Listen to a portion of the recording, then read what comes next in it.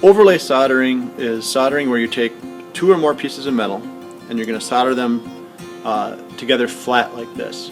That doesn't mean you can't come back later and bend this or shape this if you want to, but because with soldering it's important to have a constant contact between the two pieces of metal, it's oftentimes easier to do that when they're still flat. As with any soldering, one thing that's really important is that the pieces that are going to be joined have to be cleaned, so these two pieces have been sanded already. And you want to start with the piece that's going to go on top. So this piece is going on top. I'm going to start with this one.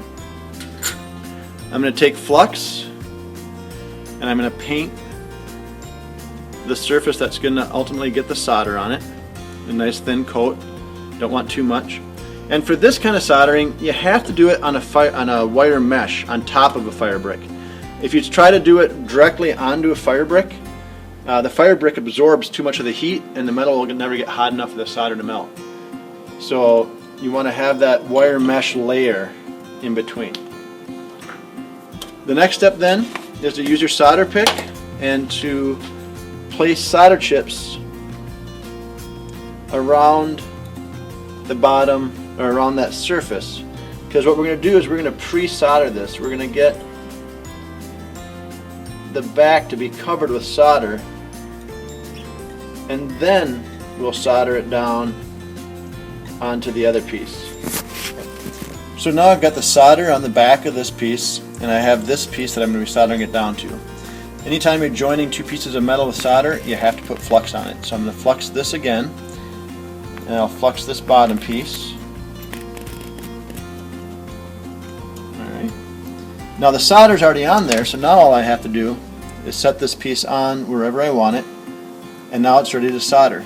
The advantage of doing it this way is if I just rest the two pieces together and put solder chips underneath them, when those solder chips melt, the pieces can slide.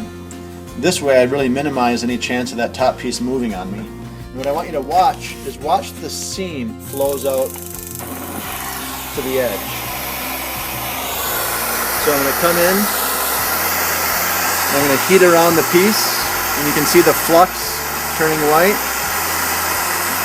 Now the bottom piece is bigger than the top piece, and you want to get them to an even heat. So I don't want to just rest the torch on that top piece, because it'll overheat the top piece without the bottom piece getting warm enough. So now I got them about even. Now I'm going to just work it around.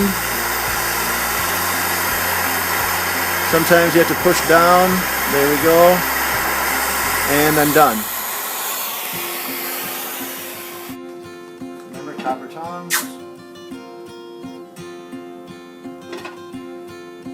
And now I did move that piece, but you can see that there's solder all the way around all four sides. It's a continuous seam. That's an overlay soldering.